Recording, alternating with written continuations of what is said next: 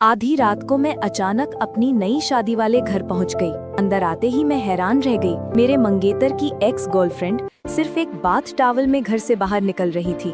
लड़की वहीं गुस्से से भड़क गई और मैं भी सन्न रह गई। लेकिन मेरी एक्स गर्लफ्रेंड रिया मुझे हाथ बढ़ाकर हेलो कहने लगी। मेरे मंगेतर राहुल ने जल्दी जल्दी सफाई देना शुरू कर दी और रिया बस चुपचाप तमाशा देख रही थी। कुछ देर में बस जगह ढूंढ रही थी जहां जाकर छुप सकूं। लेकिन तभी अनु यानी मैं फट पड़ी। ये हमारा नया घर है, यहाँ ये सब क्या बकचोदी चल रहा है? प्लीज गाली मत दे यार, इसे कमरे का रास्ता नहीं पता था। मेरी सहनशीलता की सीमा टूट गई। रिया ही सब देख रही थी और जानबूझकर कहने लगी निजातो। राहुल ने तुरंत रिया का हाथ और उसे रोकने की कोशिश की। मुझे बाहर ले जाने की कोशिश में मेरे हाथों में पकड़ी फ्रेम वाली फोटो फर्श पर गिरकर टूट गई और इसकी माँ की आंख कांच से मेरे पैर में कट लग गया। फिर भी कमीने राहुल ने मेरी परवाह तक नहीं की, बस मुझे घर से बाहर धकेलने की कोशिश करता रहा। मैं चिल्लाई, तुझे कीड़े पड़ेंगे कमीने, तुम्हें किसी की भी फीलिंग्स की परवाह नहीं है। उसी पल मैंने राहुल का असली रूप साफ देख लिया।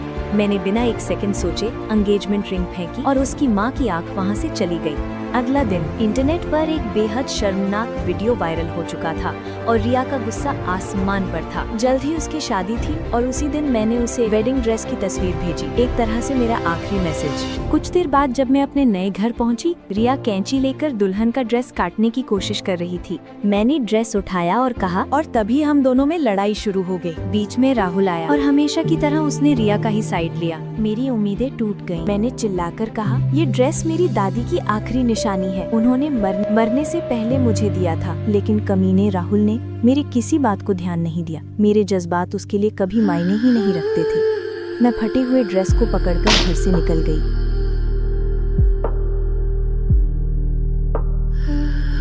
फटे हुए दुल्हन के जोड़े के साथ मैं सड़क पर अकेली चल रही थी। अचानक पीछे से कार का हॉर्न बजा।